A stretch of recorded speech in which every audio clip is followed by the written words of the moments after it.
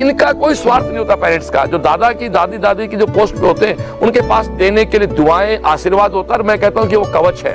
मैं बहुत गहरी बात कहता हूं, ये वो कवच है जिसका दुनिया में कोई काट नहीं है।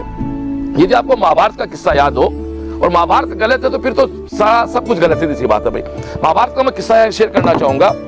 दुर्योधन जो थे, आपको जान माँ दुर्योधन की माता गंधारी, राइट, वो आंखों पट्टी बांध के रखते थे।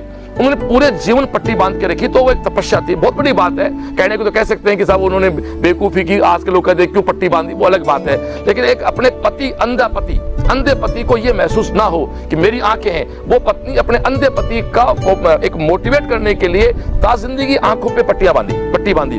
तो उनकी पट्टी बांधने से उन्होंने इतनी तपस्या कर ली कि उनके पास एक एनर्जी का स्टोर हो गया। तो आपको ध्यान होगा, दुर्योधन गंधारी ने एक बार पट्टी खोली थी और दुर्योधन को किसी ने कहा था कि आपका एक मात्र बचाव है कृष्ण से के बचने के लिए, आप अपनी मदर से अपने पूरे शरीर को दिखा दो एक बार। तो आपकी मदर की आंखों में वो रेज है, वो आशीर्वाद है कि आपका पत्र वज्र का हो जाएगा और आपको किसी भी तलवार की, किसी भी जो गदा होती है, किसी की कोई चोट नहीं लगेगी। ध्यान से सुनना बात को।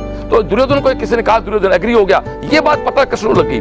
कृष्ण को पता लगा कि यदि गंधारी ने यदि उसको देख लिया पूरे को, और उसने कहा था कि आप जैसे पैदा हुए थे, पैदा मतलब बिल्कुल है, अब जैसे आप पैदा हुए थे उसी रूप में जाके आप माँ गंधारी के सामने खड़े हो जाए, ये पता लगा कृष्ण जी को। अब कृष्ण जी तो बिल्कुल कलाकार थे बड़े, तो उनका यार ये तो गड़बड़ हो जाएगी। तो उन्होंने कहा यार तू बेवकूफ है क्या, इतना बड़ा हो गया, माँ के सामने कैसे जाएगा। तो उन्होंने हल्का सा एक लंगोट का कपड़ा अपने बॉडी पे थोड़ा जांग पे बांध लिया। तो लोग कहते हैं कि लास्ट में फिर जब गदा लड़की भीम की, तो भीम ने उसकी जांग पे गदा मारी थी और वो जांग से टूटी थी, पूरा शरीर उसका वज्र का था। कहने का मतलब है कि पेरेंट्स के आंखों में, उनके शब्दों में, उनके विचारों में जो दोस्तों एक कवच होता है ना, भगवान श्री कृष्ण को भी छल करना पड़ा उस कवच को तोड़ने के लिए। मैं बात करना क्या चाहता हूँ, मतलब माँ के आशीर्वाद से बचने के लिए हमारे भगवान कृष्ण को छल करना पड़ा, जो नाम भी छलिया कहते हैं। तो सोचो दोस्तों, हम जैसे लोगों तो औकात थी, प्लीज इनके आशीर्वाद ही हमारे सब कुछ है।